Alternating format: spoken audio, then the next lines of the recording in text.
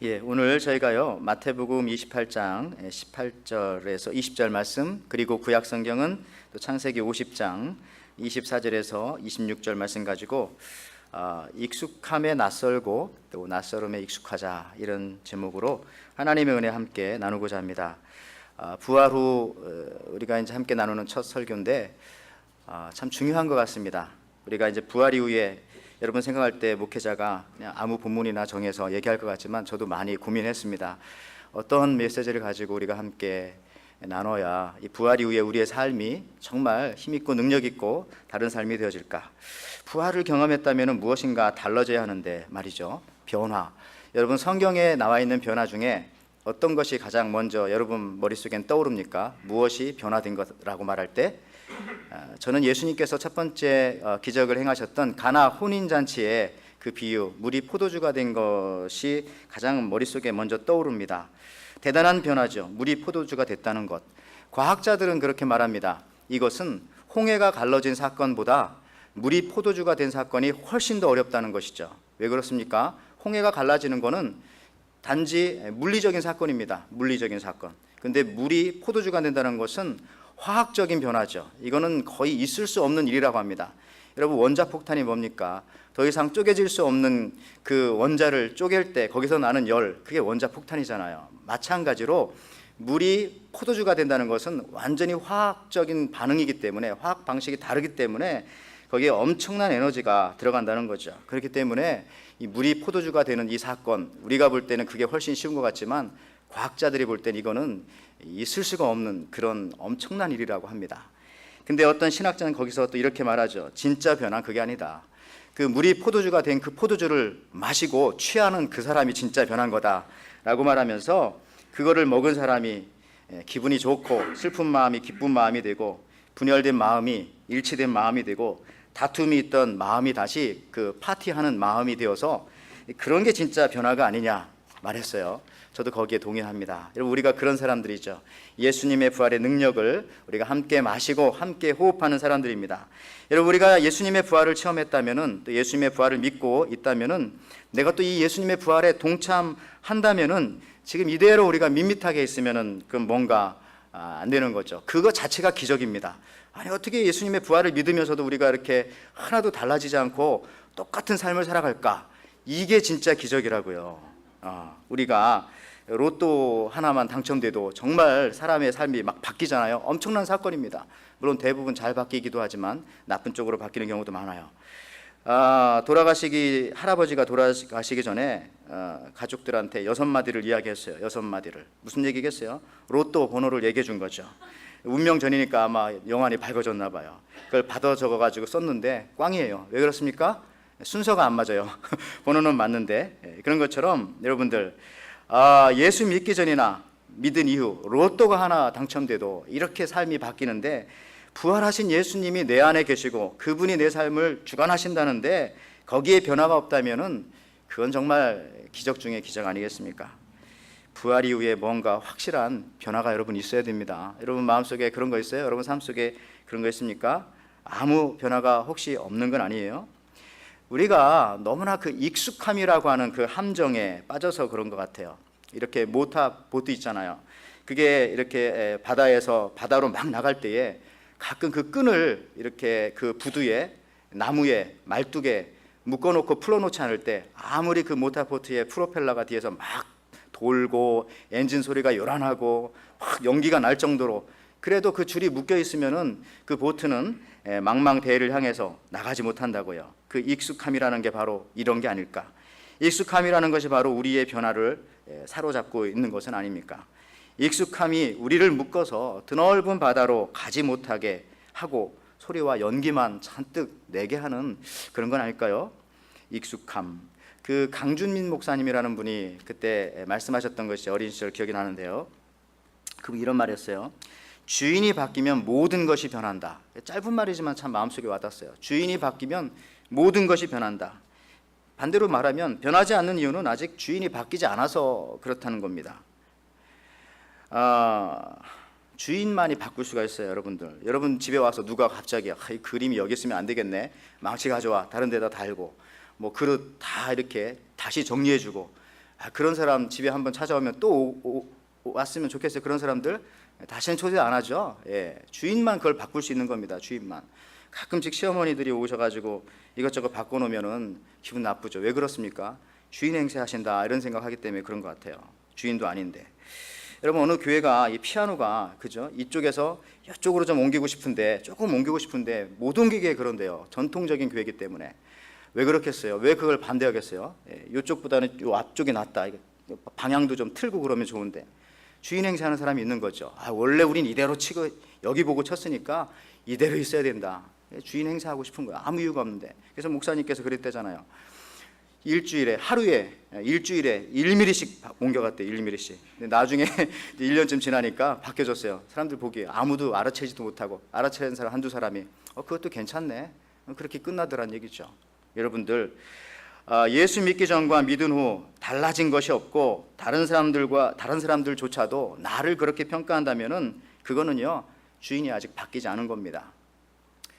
예수 믿고 나면요 before와 after가 확실하게 바뀌어야죠. 주인이 바뀌었는데 바뀌어야 되지 않겠어요?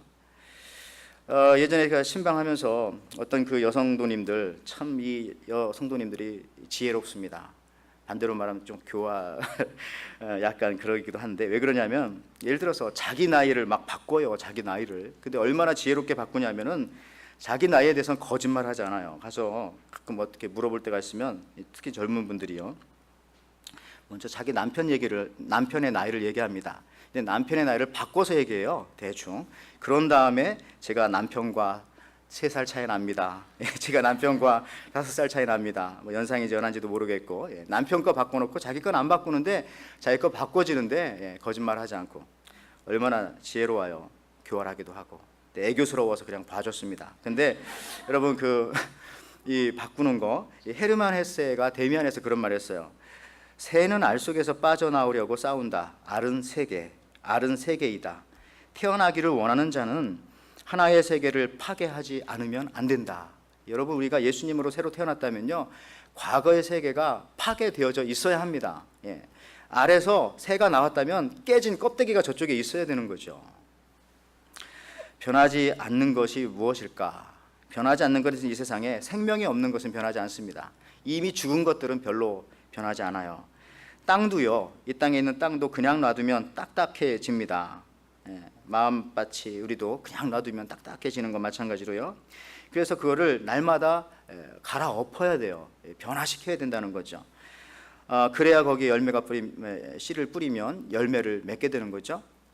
구약성경 호세아 10장 12절 말씀에 하나님께서는 딱딱한 이스라엘 백성들의 마음을 향해서 이렇게 말합니다.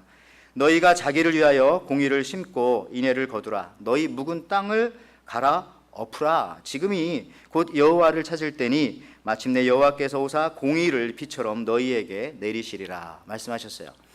하나님을 찾는 사람은요 그 하나님 찾는 그 자체가 바로 그 땅을 갈아엎는 겁니다. 내 마음을 변화시키는 거죠. 안에 있던 것이 바깥으로 나오고 바깥에 있던 것이 안으로 들어가는 겁니다. 여러분, 저희가 그 하와이에 오면서 기억나는 것 중에 하나가 아이들하고 함께 이렇게 시카고에서 하와이로 오면서 아직도 기억나요. 그 샌디에고 쪽에 갔더니 그 시월드 옆인가요? 거기에 동물 그 서커스 쇼를 하더라고요. 아이들이 되게 좋아하는 완전 거기 개판이었습니다. 개들이 얼마나 많이 나와서 그 쇼를 하는지 애들이 너무너무 좋아하고 뭐 개들이 노크도 하고 뭐 별짓을 다 해요. 서커스죠. 보셨어요? 거기에 그 조련사 그 트레이너가 근데 놀라운 것은요 조련사가 딱 쳐다보면 개가 2발로 서 있어요. 근데 조련사가 딱 돌아서면 다시 4발로 걸어 다녀요. 그리고 오줌 놓을 때는 1발로 놓고. 근데 여러분 가끔 우리 신앙생활도 그렇게 생각합니다. 이런 거랑 비슷하지 않을까. 완전히 거듭나고 완전히 변화되지 않았을 때 나타나는 현상이죠. 교회 와서 예배 드릴 때는 2발인데 조련사가 싹 돌아서면 갑자기 그냥 옛날 습성 나와가지고 4발로 기어다니는 그런 모습들. 우리 신앙생활이 뭐 서커스입니까? 우리가 무슨 재주 부리는 사람들이에요. 그렇지 않아야 되지 않습니까? 분명하게 확실하게 우리 주인이 바뀌어야 된다는 것입니다. 내 삶의 주인이 바뀌어야 되는 거죠. 부활하신 주님이 내 삶의 주인이 되셔야 합니다. 우리 그 기독교라는 이름 자체가 프로테스탄트잖아요. 얼마나 멋있는 이름이에요. 프로테스탄트. 저항한다는 거지 않습니까? 이 흐름에 내가 끌려 살지 않고 이 세상 물결에 끌려 살지 않고 나는 살아있는 물고기이기 때문에 거슬려 올라가겠다, 저항하겠다, 이런 말입니다. 그게 우리 기독교의 이름이에요. 프로테스탄트. 낡은 것, 썩어질 것, 이것을 저항하면서 나가는 거죠. 여러분, 진짜 꽃은, 진짜 살아있는 꽃은 변합니다.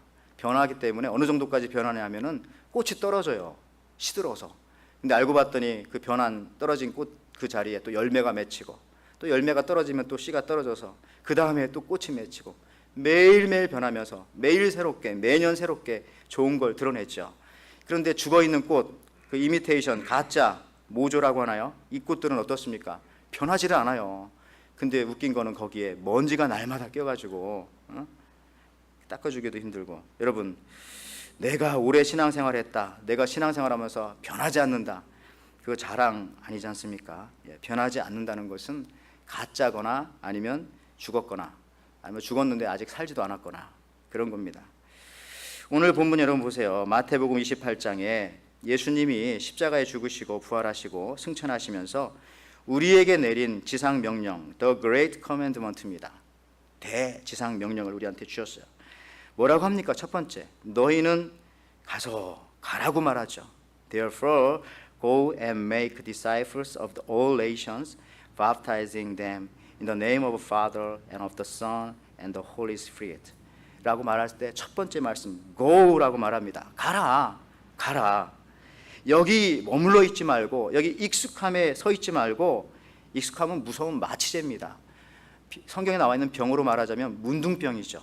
감각이 없는 익숙한, 나는 그게 좋아. 추워도 괜찮고 더워도 괜찮고 여기 이 자리가 좋아. 이 병에 걸리면은요, 당체 움직이려고 하지 않죠. 예수님께서 부활 승천하시기 전에 제자들을 감람산에 불러놓고 하시는 말씀이에요. 오늘 마태복음 28장이 세 가지를 말하죠. 너희들에게 할 일이 있다. 첫 번째, 가라. 두 번째, 제자를 삼아서 세례를 주어라. 세 번째, 그것을 가르쳐 지키게 하라.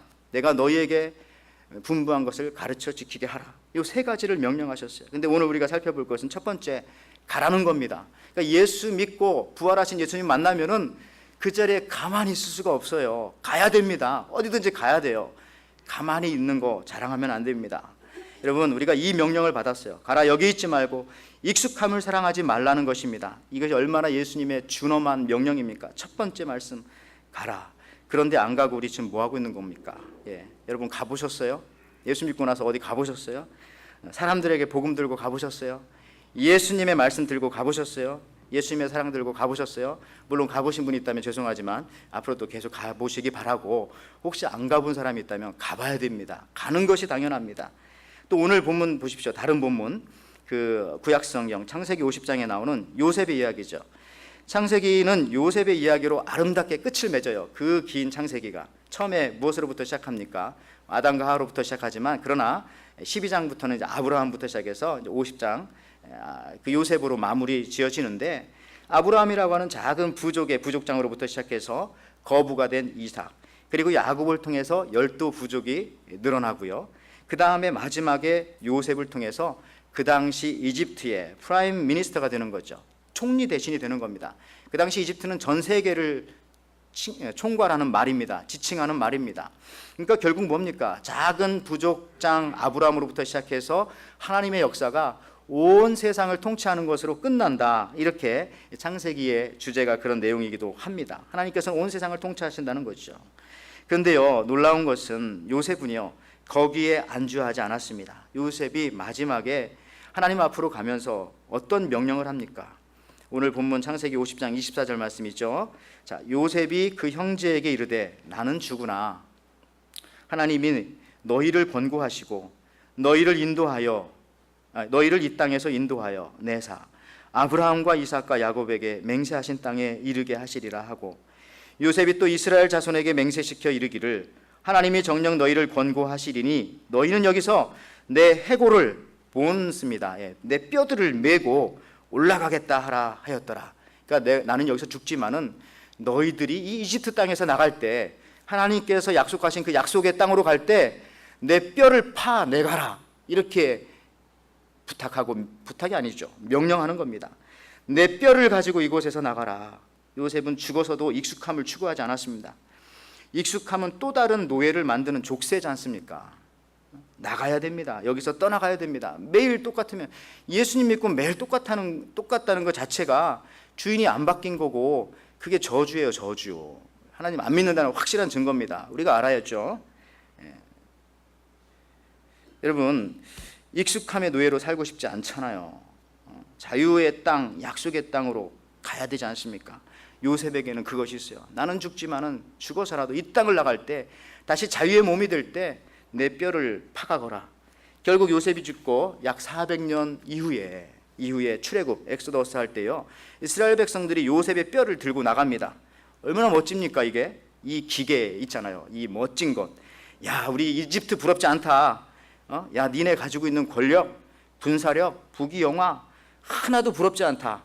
이걸 보여주는 거잖아요. 뼈를 탁 파내가지고 우리 조상 것까지 파서 우리 다 가버린다. 이제 빠이빠이, 더 이상 돌아올 이유가 없다. 홍해를 건너버리지 않습니까? 출애굽기 13장 19절에 나오죠.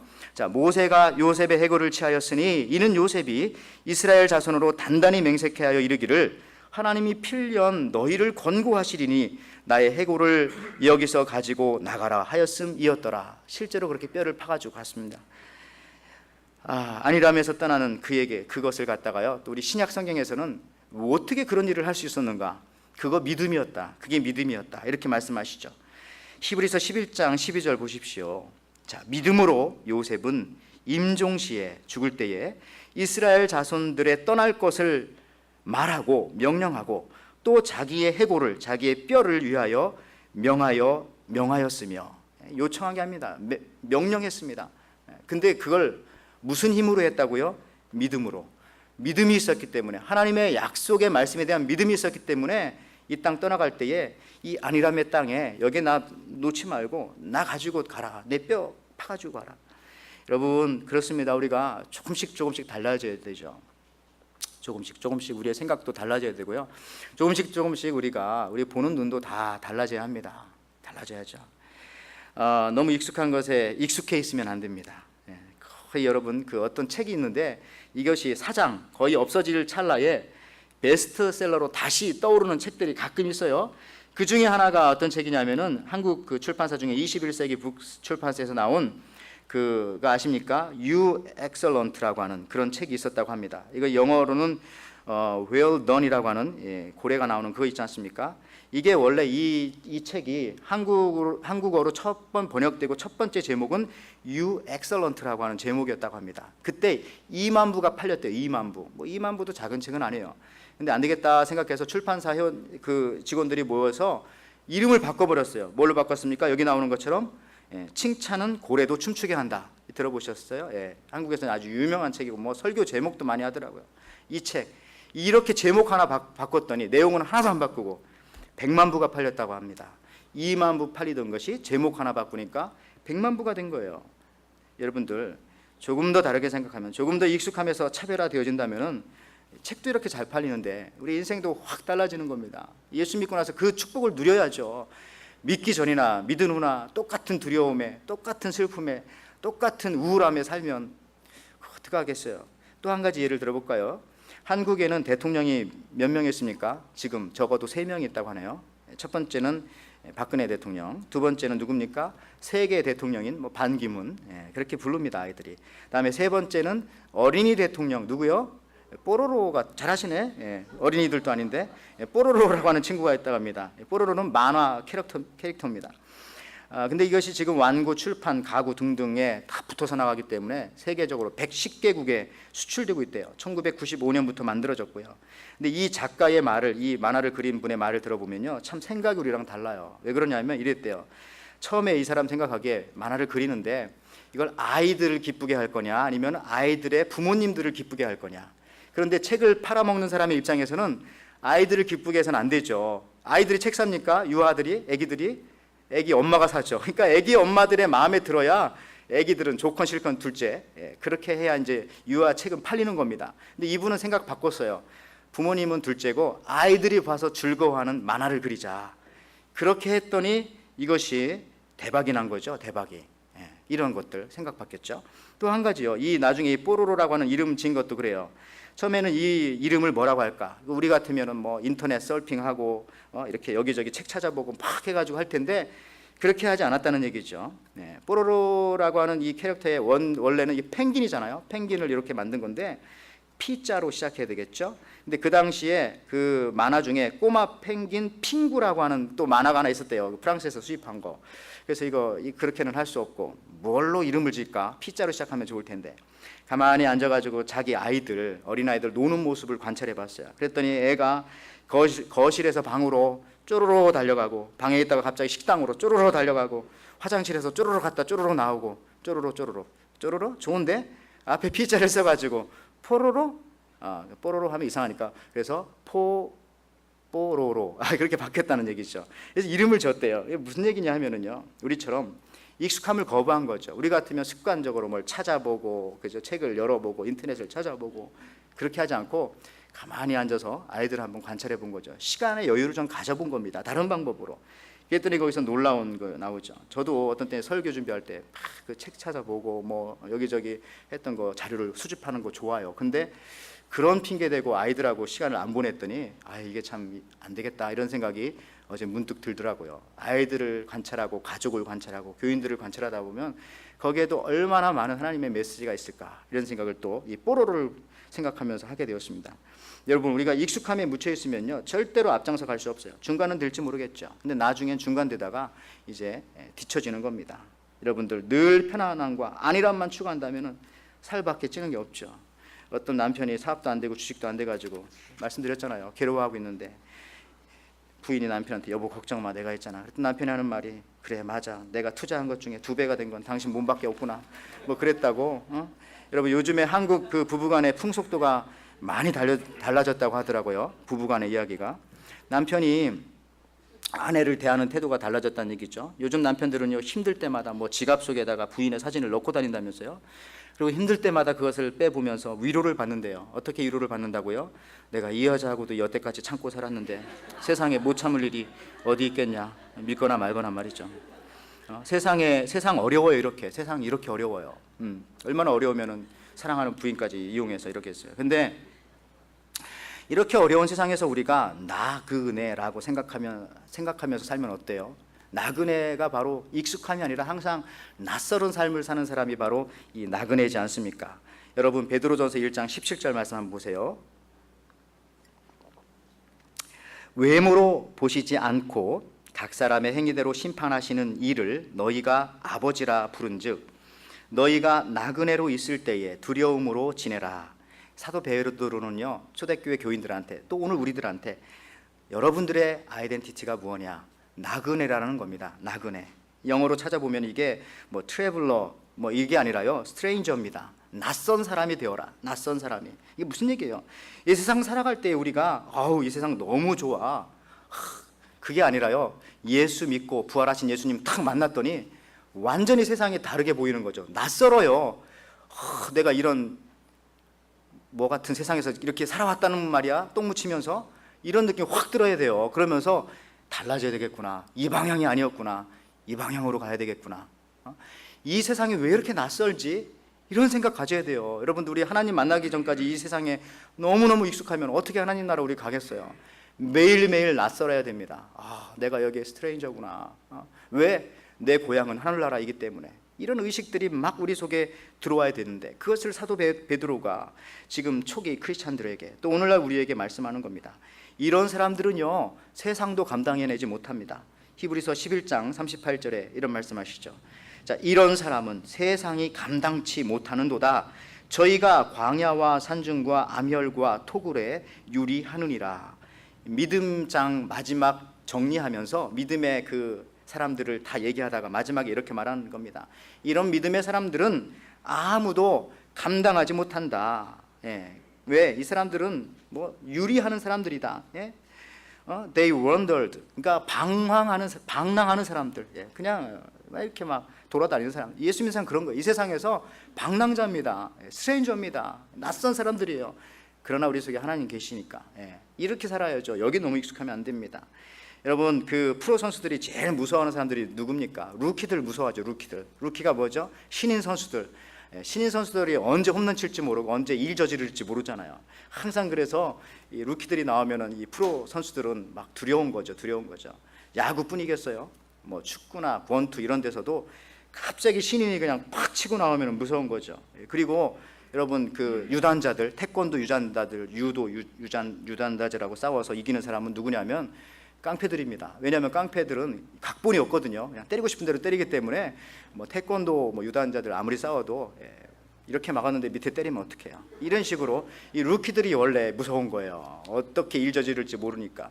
여러분 우리가 이 세상에서 그런 사람들입니다. 이 세상 사람들이 볼 때 도저히 우리들을 이해하지 못해야 돼요.